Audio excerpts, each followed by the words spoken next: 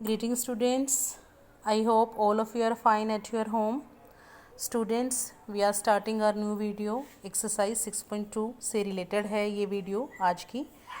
तो इसका जो इंट्रोडक्शन है, इंट्रोडक्शन में जो पॉइंट्स स्टूडेंट्स मैंने आपको समझाए थे, क्योंकि प्रीवियस मैं आपको बता चुकी हूँ सारा इंट्रोडक्शन 6.2 का भी मेन सारे ही पॉइंट्स यूज़ होंगे, इसलिए मैं एक बार फिर से रिवाइज करा रही हूँ एक्सरसाइज स्टार्ट करने से पहले। देखिए स्टूडेंट्स, ये एक्सरसाइज इन पॉइंट्स के बारे में है: vertically opposite, corresponding angles, alternate angle, linear pair. ये चार प्रॉपर्टी जो हैं ये सबसे ज़्यादा यूज़ होंगी सारे ही क्वेश्चंस में। लेकिन ये सारी प्रॉपर्टीज़ लगती कहाँ पर हैं, इनके लिए कंडीशंस क्या क्या होती हैं, ये सारी मैं तुम्हें बता भी चुकी हूँ। एक बार फिर से देख लीजिए, पक्का हो जाएगा। अगर हमारे पास दो पैरेलल लाइन है, हमें दे रखा है A B parallel to C D, दो पैरेलल लाइन है। अब इन दो पैरेलल लाइन को एक ट्रांसवर्सल कट करके जा रही है, दोनों को ही कट कर रही है। तो कौन कौन से एंगल्स इक्वल होंगे और क्यों इक्वल होंगे?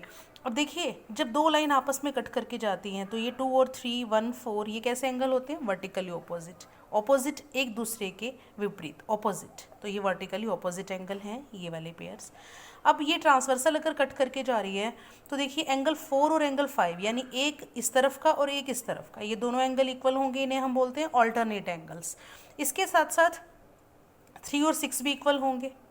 तो आप इस बात का ध्यान रखें कि सिर्फ जो मैं बता रही हूँ यही नहीं, इस तरह के जितने भी एंगल्स हैं वो सारे आपस में इक्वल हो जाएंगे। ऑल्टरनेट इंटीरियर एंगल्स ले सकते हैं अंदर वाले, और अगर बाहर वाले एंगल्स लें वो भी आप ले सकते हो, लेकिन लिखेंगे ऑल्टरनेट एंगल्स ही इन्हें। अब एक प्रॉपर्टी और हम यूज़ कर रहे हैं, लीनियर पेयर, जो मैंने आपको लास्ट एक्सरसाइज में भी कराई थी कि एक ही लाइन पर जितने भी एंगल बनते हैं सबका टोटल जो होता है 180 होता है। जैसे 1 और 2 180, 4 और 3 180। इसके साथ साथ अगर 2 और 4 भी लिया जाए तो ये भी एक लाइन पर बन रहे हैं, इनका टोटल भी 180 डिग्री होगा। अब एक कोरस्पॉन्डिंग एंगल बीच में रह गया, इसकी भी बात कर लेते हैं स्टूडेंट्स। ये जैसे ट्रांसवर्सल है तो ट्रांसवर्सल की एक साइड के जो एंगल हैं, जैसे 1 और 5, जैसे 3 और 7, जैसे 2 और 6, जैसे 4 और 8, तो ये एंगल है कोरस्पॉन्डिंग एंगल, और कोरस्पॉन्डिंग एंगल्स हमेशा इक्वल होते हैं। अब मैं एक्सरसाइज आपकी स्टार्ट करा रही हूँ और यही सारी प्रॉपर्टीज़, यही सारी एंगल्स इनमें हम यूज़ करेंगे। देखिए कैसे करना है। फर्स्ट क्वेश्चन है आपकी एक्सरसाइज का, फर्स्ट क्वेश्चन है, क्वेश्चन दे भी रखा है बुक में, एक बार क्वेश्चन समझ लीजिए। Find the value of X and Y. आपको एक्स और वाई फाइंड आउट करने हैं। अगर आपको दे रखा है कि ए बी और सी डी पैरेलल लाइन है, आई थिंक मैं उल्टा बता रही हूँ आपको, शायद आपको ये दे रखा है find the value of X and Y. X and Y आपको निकालने हैं, एंड देन शो दैट, और उसके बाद ये भी शो करना है कि ए बी और सी डी पैरेलल लाइन है। एक्स और वाई आपको निकालने हैं। अब देखो एक्स और वाई हम कैसे निकालेंगे, क्योंकि हमें पैरेलल दे नहीं रखा है तो हम कोरस्पॉन्डिंग एंगल या अल्टरनेट एंगल जैसी कोई प्रॉपर्टी यूज़ नहीं कर सकते। हमें दे नहीं रखा है कि ये पैरेलल है, हमें ये शो करना है, हमें ये निकाल के दिखाना है। तो हम यहाँ पे टू प्रूव लिखेंगे, to prove A B parallel to C D. तो स्टूडेंट्स, अगर हमें प्रूफ करना है A B parallel to C D, यानी कि हम ये सारी प्रॉपर्टी कॉरस्पॉन्डिंग एंगल वाली और अल्टरनेटिंग एंगल वाली यूज़ नहीं करेंगे। इनफैक्ट ये हमें प्रूफ करनी है, लेकिन हम लीनियर पेयर यूज़ कर सकते हैं, क्योंकि लीनियर पेयर में एक सिंगल लाइन है, ये 50 और x जो आपको नज़र आ रहा है, ये देखिए आप क्या लिख सकते हो, 50 + x इज़ इक्वल टू 180। क्यों लिख सकते हो? Linear pair. स्टूडेंट्स, आने वाले क्वेश्चन में आप लीनियर पेयर को सिर्फ LP भी लिख सकते हो, LP, जैसे मैंने यहाँ लिखा है LP। LP का मतलब होता है लीनियर पेयर। लीनियर पेयर जो एंगल एक ही लाइन के ऊपर बनते हैं। अब देखो ये दोनों लाइन, दोनों एक ही लाइन के ऊपर बन रहे हैं, तो मैंने लिखा 50 + x इज़ इक्वल टू 180। तो x कितना आ जाएगा? 180 में से 50 को माइनस कर दो, 130 आ जाएगा। x निकल आया कितना? 130। अब आप इधर देखो, y और 130 दोनों कैसे हैं? Vertically opposite. वर्टिकली ऑपोजिट जब दो लाइन क्रॉस करके जाती हैं तो वर्टिकली ऑपोजिट होते हैं। तो y कितना आया? 130 आया। अब आप ये देखो बच्चों कि ये जो x एंगल है ये y एंगल के इक्वल आ गया। x कितना आया? 180, y कितना आया? 180। आपने अलग अलग प्रॉपर्टी से निकाला है, तो दोनों एंगल कैसे आए? इक्वल। लेकिन ये दोनों ऑल्टरनेट एंगल भी तो हैं, यानी कि अगर ऑल्टरनेट एंगल इक्वल हैं तो आप क्या बोल सकते हो? A B parallel to C D. क्योंकि बच्चों मैंने आपको क्या बताया था इंट्रोडक्शन में मैंने ये बताया था कि अगर ए बी सी डी के पैरेलल है तो एंगल 4 और एंगल 5 इक्वल होंगे। देखो मैंने लिखा था ये कब होते हैं इक्वल? जब लाइन हमें पैरेलल दे रखी होती हैं। और उल्टा कैसे होगा? अगर हमने 4 और 5 को इक्वल प्रूफ कर दिया तो हम बोलेंगे A B parallel to C D. तो यही चीज़ मैं आपको यहाँ बता रही हूँ कि अगर हमने एक्स और वाई को इक्वल प्रूफ कर दिया कि एक्स और वाई तो दोनों इक्वल आ गए, यानी कि एक्स और वाई तो ऑल्टरनेट एंगल्स हैं, एक्स और वाई ऑल्टरनेट एंगल्स हैं, तो A B parallel to C D, यही आपको प्रूफ करना था। अब देखिए एक और क्वेश्चन नंबर 2। क्वेश्चन नंबर 2 में हमें दे रखा है, हमें ना अब की बार 2 की बजाय 3 पैरेलल लाइन दे रखी है। क्वेश्चन जो है हमारा बुक में, क्वेश्चन इस तरह से रहेगा कि अगर A B parallel to C D है, C D parallel to E F है और वाई और एंगल जेड में 3:7 का रेशो है दोनों के बीच में, तो आप क्या करेंगे? तो आपको बताना है एंगल एक्स और एंगल वाई और एंगल जेड तीनों ही निकाल के। तो स्टूडेंट्स हमें सेकंड क्वेश्चन में दे रखा है A B parallel to C D और C D parallel to E F, हमें निकालने हैं एक्स वाई एंड जेड। तो हम अपना क्वेश्चन स्टार्ट करते हैं। साथ साथ हमें दे रखा है वाई और जेड में 3:7 का रेशो है। तो जब रेशो दे रखा होता है तो हम किसी कांस्टेंट के साथ उसे मान सकते हैं। मैंने ले लिया let Y is equal to 3 के, जेड इज़ इक्वल टू 7 के। अब ये जो 3 के और 7 के मैंने लिए हैं के साथ ही क्यों लिए हैं? क्योंकि रेशो में दे रखे थे। अब आप ये देखिए कि मुझे इस वाले एंगल का नाम नहीं दे रखा, तो मैंने अपने आप इसको एंगल 1 ले लिया क्योंकि मुझे इसकी ज़रूरत पड़ेगी। स्टूडेंट्स आप वीडियो वाले तरीके को ध्यान से देखें, या आपको सॉल्यूशन से कहीं ज़्यादा इजी लगेंगे, तो आप ध्यान से देखें कि मैं आपको कैसे सिंपल प्रॉपर्टी से क्वेश्चंस करा रही हूँ। तो इन दोनों का टोटल कितना होगा? वाई और 1 का, वाई और 1 लीनियर पेयर है, 180 होगा। तो Y plus 1 is equal to 180। लेकिन 1 एंगल तो जेड के इक्वल है। 1 एंगल जेड के इक्वल क्यों है? क्योंकि ये ऑल्टरनेट एंगल है, but angle 1 is equal to angle Z, तो मैंने 1 की बजाय जेड लिख दिया। तो वाई और जेड दोनों का टोटल 180। तो वाई की जगह 3 के और जेड की जगह 7 के, अभी ऊपर लेके दिखाया था मैंने आपको। तो जब आपने इसको इज इक्वल टू 180 लिखा तो 10 के इज इक्वल टू 180 और के की वैल्यू आ गई 18।